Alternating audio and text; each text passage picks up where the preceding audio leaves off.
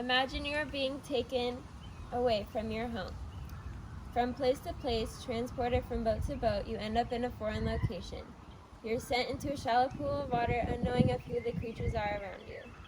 As the night turns to day, these creatures mingling keep piling up, staring so intently into your eyes and expecting your performance. What you won't ever be told is that you're a 22-foot killer whale who has been captured from the ocean with no intent of ever returning home.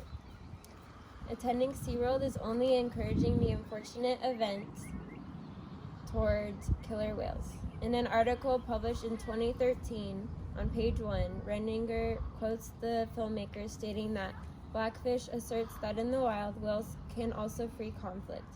Whales at SeaWorld cannot escape from a negative social interaction and are therefore confronted with conflicts that have proven to be injurious and fatal. Being from California, I've always been intrigued by the ocean and sea animals. I went to SeaWorld over a decade ago, so after watching Blackfish, I could finally understand the differing opinions on whale captivity. After watching the film, it led me to conduct research on the issue. To dissect the downfall of SeaWorld, it's crucial to understand and grasp the effects SeaWorld has on whales, the highlighted events present in Blackfish, and the outcome the documentary had on the public.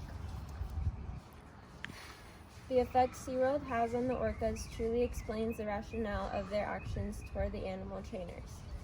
The lack of space, food, and freedom the orcas had led to injury and even death of some of the trainers. According to Koval and Greenland, in an article published in 2014 on page 369, in 2010, spectators were horrified when Tilikum, the largest whale in SeaWorld Orlando, dragged the trainer Dawn Branco into the water, where she died from drowning and blunt force trauma. From the series published in 2018 on page 21, Evans quotes a dolphin trainer named Russ Rector, who says that SeaWorld was pushing its show animals too hard to wow audiences, thereby inviting attacks on trainers. These animals weren't ever made for tricks or performances for entertainment. SeaWorld, however, continued their shows anyways, and the destruction of the orcas' welfare was still continued. With some background of a killer whale's welfare while captivated, let's look at some disturbing occurrences at SeaWorld. The film Blackfish explains breeding tactics in the sense that if one whale shows any sign of violence toward a human, they are not to be bred. However, in an article published in 2013, Renninger explains that the producers of the film claim the majority of whales at SeaWorld parks these days are captive-born. Many of those calves are Tilikum's offspring, the whale who has a proven track record of killing 3 people. And Dawn Branco was one of those people. Once she was killed by the orca named Tilikum. Instead of SeaWorld acknowledging the cruelty of captivating these orcas, they blamed the trainers who died. SeaWorld distinguished the deaths of the trainers as drownings, instead of blaming the whales. Now that we've gotten a preview of the documentary, we will go into how it affected the public.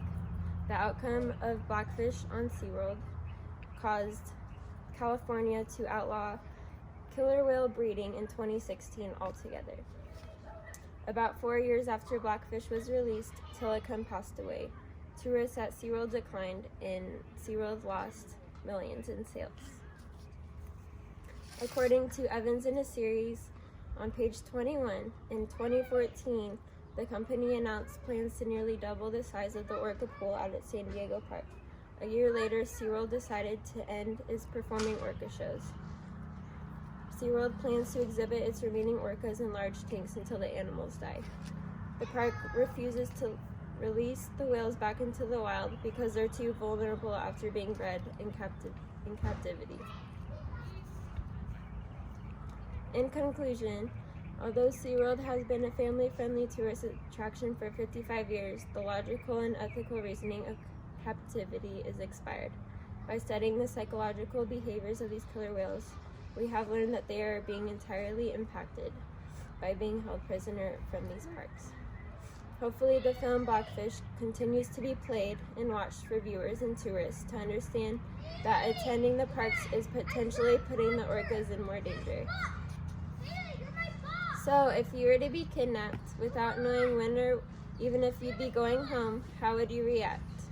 Days would feel like years, and you'd never experience swimming for hours on end in a vast pure ocean ever again. Yay! Amen. Amen to that, brother. High five. Thank you.